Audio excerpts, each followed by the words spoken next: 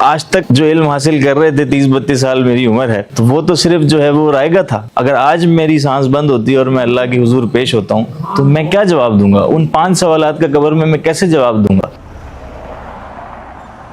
میرا نام محمد عمیر ہے اور میں حیدرآباد کا رہائشی ہوں. پیشے سے میں پروجیکٹ مینیجر ہوں. یہاں پہ رجوع القرآن کورس کا مجھے تعارف ہوا دورہ ترجمہ قرآن سے.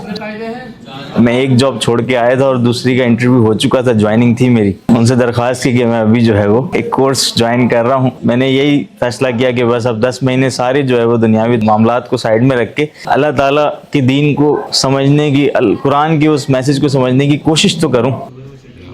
شروع میں بڑی مشکلات تھی کیونکہ جاب بڑی لوکریٹو تھی تو چھوڑنے کا دل نہیں کرا، لیکن ایک ہفتہ جب یہاں پہ لگایا تو بس پھر تہیہ کر لیا دل میں کہ بس اس پہ اب کاربند رہنا ہے اور اس کو پورا تکمیل کرنا ہے. 10 مہینے اب مجھے ہونے والے ہیں. میری الحمدللہ کوئی چھٹی بھی نہیں ہے کورس میں.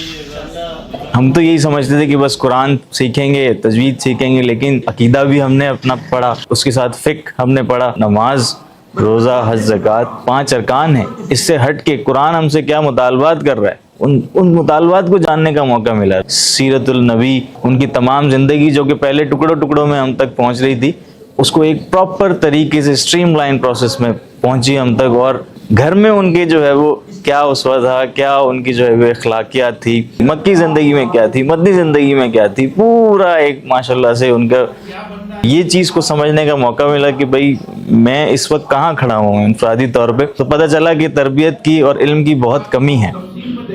تو انفرادی طور پہ خود کی تربیت کا کبھی نہیں سوچنے آئے کہ بھئی ہم خود بھی جو ہے وہ اپنے اوپر ذرا غور و فکر کریں.